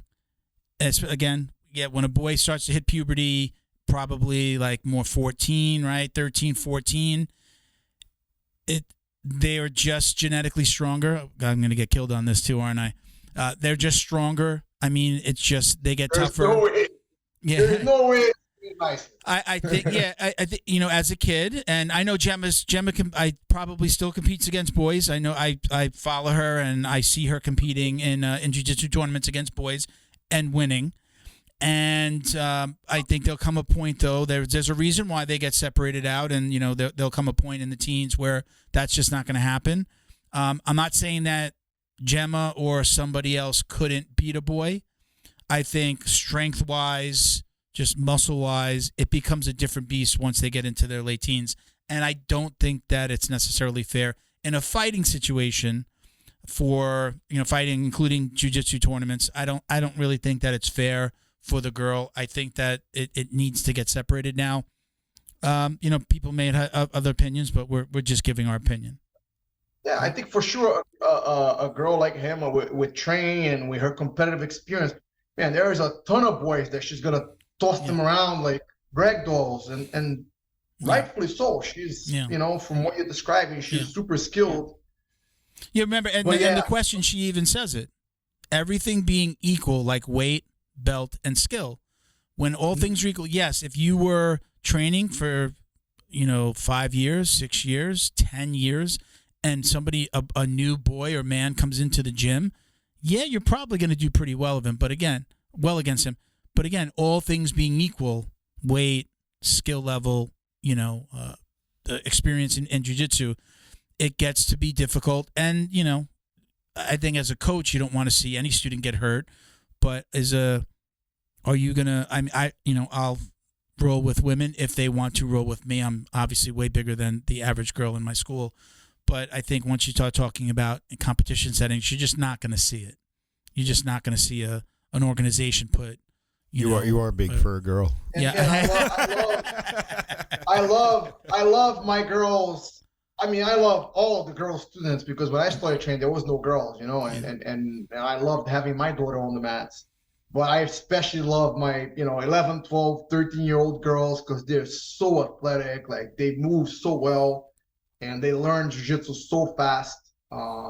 It's a sight to see for sure. It's exciting for me as an instructor, and I've been around, some pretty impressive people as far as martial arts, but like I'm always excited and delighted to see the girls training. I do not want to see grown-up boys and girls competing against each other. I just don't think it's safe. I secretly enjoy when I see a video of a young boy and a girl fighting, and the girl wins and the little boy cries. Amazing. I secretly enjoy it as the father of two girls. I'm like, oh. Ronda Rousey against Gordon. No way, no, never gonna happen. All right, so that's the end of those are our listener questions. So now we're gonna do something called the drill down. The drill down. Here comes more trouble. Yeah, so these are questions that we ask just about every guest. Usually a variation. I switch them up over time. But this we'll ask these and then we'll wrap it up. So your preference, gi or no gi? No gi. No gi always? For me, for not you. for anybody. Okay. Yeah. Takedown or pull guard? Takedown. Yep. Favorite submission? Guillotine. Music during rolling? Yes or no? Never. Old school. No music? No music. In your schools? I don't even listen to music when I run, man. That's my time to be in my head. So if you in your classes, there's no music on? Not if I'm around. They usually put music when I'm not there, these bastards. The other day I really try not to be late. I'm not like trying to skip warm-ups guy at all. We were talking on the last episode. I want to be a black belt that does the warm-ups with my fellow students. I showed up to class. We usually have the music on low in the background, and I showed up. They were already drilling. I jumped on the mat, and you could hear a pin drop. It was really quiet, and I asked somebody, I'm like, did I miss something? Is Professor angry or something? Because there was like this weird vibe because he didn't have the music on. I'm just so used to it, and usually it's like really low if it's even on during instruction, and then if we're gonna drill, then if we're gonna roll, then he throws it on and maybe blasts it. Especially on we're open 7 days a week, so it's Saturday, Sunday open mats. So on Saturday and Sunday, it's always on. During the week, maybe not so much, but again, it was weird to walk in and it was silent. I was like, it was like going home as a kid and mom and dad had an argument before you got home and it's just dead silent. No one's talking to each other. That's what it felt like. It felt super strange. It was crazy. Listen, I don't think there's a wrong way to do it. I have my reasons for not liking music. I just, in general, don't like music when I'm, exercising. Like I said, I don't even run music. But like Frankie Edgar, whenever I wasn't around, like if I'm out of town or something, he'd be blasting music for practice. That's for sure. What am I going to say to Frankie? No, you can't put music? I do like it on. I like the noise. I didn't realize, if I wake up in the morning, I put the news on, I put music on, I put something on. I have a little tinnitus, like ringing in the ear. And if I don't have something on, all I hear is the ringing. It's low. As I get older, it gets worse. But because of that, my producer's making sounds over here. but I love to have something on. So especially when I'm just so used to, there's always got to be noise on. If I'm doing something, especially if I'm by myself, there's got to be background noise. Even when I'm working, something's on in the background. If not, I just hear that ringing and it gets overwhelming. So I love get it. I sleep with the fan on, but no music for I'm fan, and I have my wife bought me this little white noise thing that I put next to the bed. So it'll be on until I fall asleep. It stays on for like an hour and a half, and then it goes off itself. So always something going. All right, favorite competitors to watch. Let's get BJJ and MMA. All right, so I think Gordon for sure for his skill, Gary for his athleticism, bro. I love watching Lucas Lepre. That dude is like unbelievable, just how technical he is, you know. And I think for sure back in the day, Hodger. Yeah. What about the MMA side of things? MMA, man, my guys, man, Frankie, I think that, you know, some of the things they did in the octagon, some of those comebacks, his movement, you know, his footwork, his toughness, his grit were, you know, unmatched. That's it, man. Just Frankie. Frankie, man. Frankie, whenever you thought like you're gonna you might count him out on this one, he always fucking surprised you, man. It was just a beast. Yeah. I'm from New York originally too, so I'm like a Northeast guy. So no, somebody from Jersey. It's all my friends when I moved to Florida are all from Jersey. I mean, there's some super fun guys to watch, like like Khabib. You know what I mean? Just his dominance and him like talking to people outside the cage. He was fought one of my guys, and he was talking to me and Coach Mark. Like, really? And he's like, "Yeah, don't turn your back." Yeah, he was talking to us like during the fight. It was crazy, bro. That's how good he is. John Jones, incredible to watch. There's a lot of like really, and then Rose Namajunas, bro, she is unbelievable. Favorite female fighter. She's my favorite female fighter. When she had the face off with who's the Polish fighter? What's her name? Joanna. Joanna Jędrzejczyk. When she had that face off and she was like doing like a Hail Mary, like she was literally like doing the Our Father or the Hail Mary, because she was kind of getting bullied the whole time through the press conferences. From that moment, and then she won that fight. Loved her. She's just amazing. I liked her before. I remember her from The Ultimate Fighter. That was the moment when she won that fight. I was just like, this is awesome. What a great story. What a great story about like mindset, and just like she just blocked everything out, and then she went and won that fight. It was amazing. Yeah. So how I found out that this girl was as good as she is, right, Rose? So she won the first fight with Joanna, right? And Joanna was super dominant. And I hadn't really like paid attention and stuff. And we go to fight at the Garden. I had one of my guys in the card. It might have even been Frankie. We did the Frankie or Corey. And we're in the same locker room with Rose, right? This is the rematch with Joanna. And I walk into the locker room and I know who she is. And I'm like, oh man, like this girl got lucky last fight. Like she's going to get killed. And I watch her warming up. And everything this chick did was perfect. Like, every kick, every punch, every dip, every slip, every block, every movement on the ground, every takedown attempt, like everything she did, I was like, man, she's going to beat her again. And then she went out and she beat her again. She's amazing. She's incredible, man. Like, I'm a huge fan. Love her with or without the hair. Me too. So I just want to. Next question is your ultimate goal in the world of jiu-jitsu. What would you like your legacy to be? Man, I think probably a few more years. One thing I like to do is write a book. Okay. You got some good Renzo stories, I bet. Yeah, I have this idea for trying to visit a bunch of schools and train with people, and get my experiences and just sort of do I don't want to say too much what my idea is, but I'd love to just travel the United States, go visit a couple places, and then just write what my experiences and observation was from each place that I go to train. That's cool. Kind of like getting my butt kicked diary. Yeah, I like it. You got to come pay us a visit. We're in Florida. You come down. If you come down to Miami, let us know. You come in house and we do another one. Yeah. Just a quick shot across. Was it 75? Yeah, quick shot across. Yeah. All right. our very last question. We Drum call this roll. this is the most important question that anyone could be asked in the world of jiu-jitsu. Do you or do you not wash your jiu-jitsu belt? When it starts to get like a little bit beat up, I do, man. Yeah. But honestly, to be 100% honest, like I don't train that much in the gi. Yeah. My belt never gets like, beat up.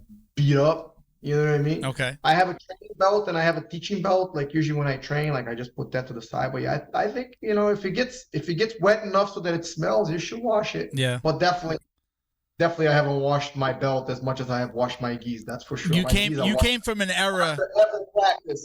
You came from an era where it was like, were you told, do not wash your belt? You don't wash your belt. I don't remember, man. Like, to be honest, like everybody says that people would just make those lines and hit each other with belts. I never got hit with belts once. Yeah. You know what I mean? So I think that people make up a lot of stuff. How do you feel about those gauntlets? I'm not the biggest fan, but how do you feel about that when you see them online? I mean, I don't have anything against it. Like if the school wants to do it,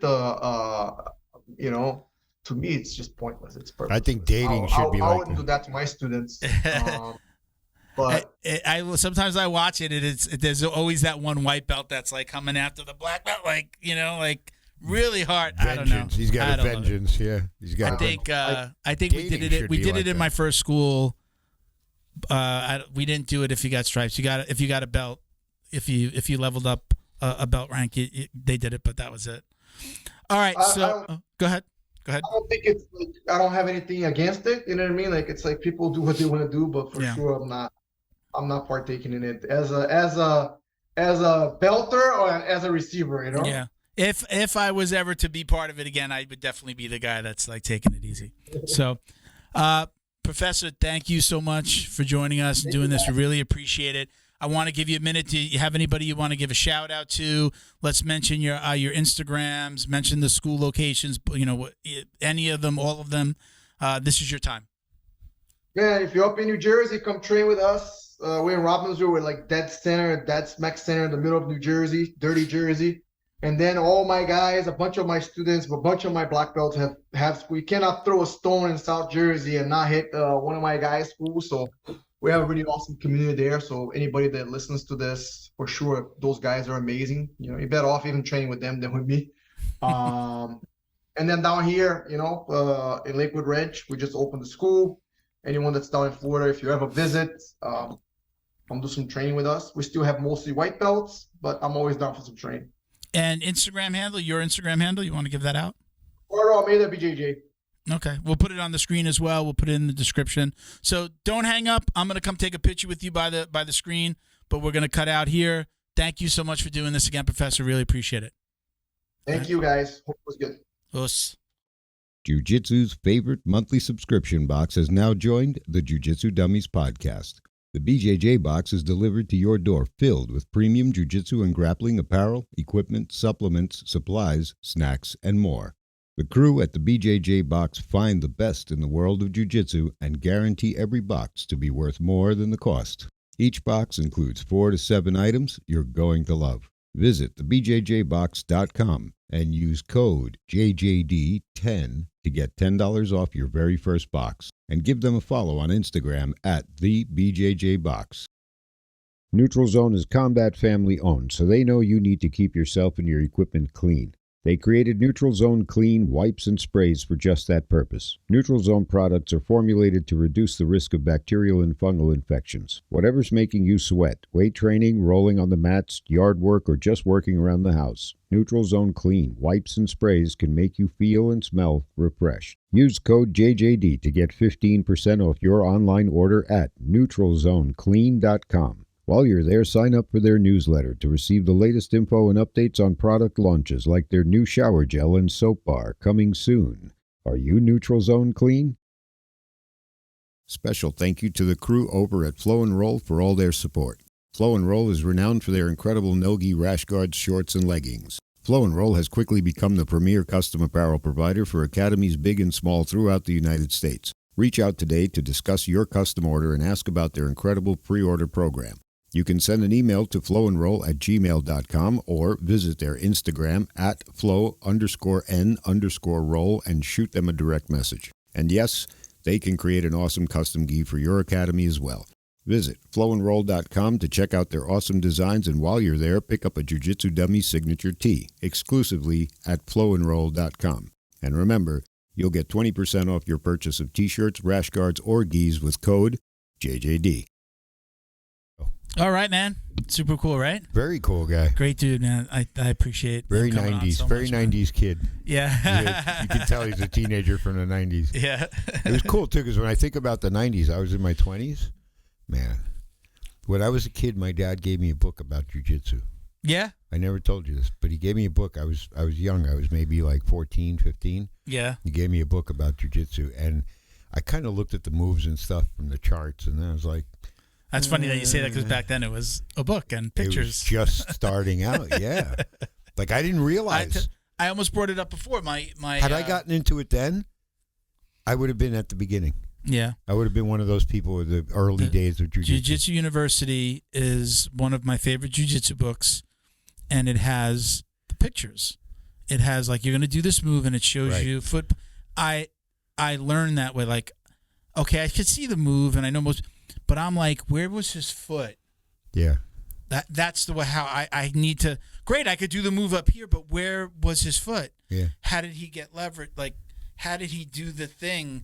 There's, where are all four of your limbs? And I don't think a lot of people do that. I'm not saying that I'm great at the moves, because I have to practice just like everybody else, but I can't do it well until I see, okay, where are all four limbs? That's why the videos are great.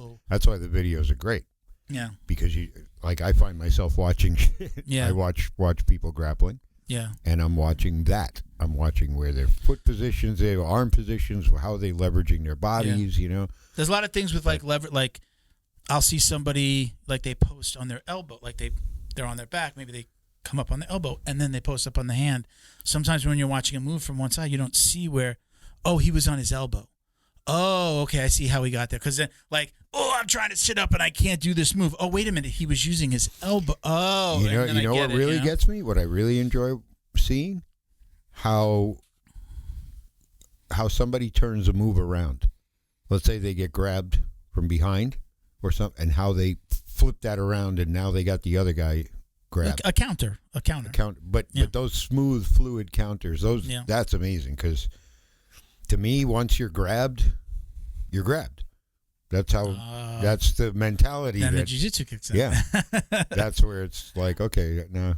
But very cool dude, man, and he's well spoken too. You could tell he's speaking from his own game. He's seen a lot, man. Not other people's games. He's not referring to people. He's speaking from his been in experience. the corner for Frankie Edgar, for Eddie Alvarez. He's traveled with Renzo Gracie. And the fact that his kids, to his kids, those people that everybody wants an autograph from, Uncle Eddie, are like, family. That's a trip. We'll leave it there. Check us out at Jiu-Jitsu Dummies for all the ways to watch, listen, and support. I am Uncle Milty BJJ on Instagram. Bo? At Badworks, BADWERKS, and Mini Miguel is JJD_DJJ69 on Instagram. So check him out as well. We should see him next week, right? Yeah. He's got a whole. Yeah, he said his wife and his daughter are. His family's going away for a month. He's not here today because he's hanging out with his family. He's got 4 Thursdays. Gotcha, Miguel. We'll see you next week and the week after and the week after. He set himself up. All right, everybody. Thank you for watching and listening. Peace, love, jiu-jitsu.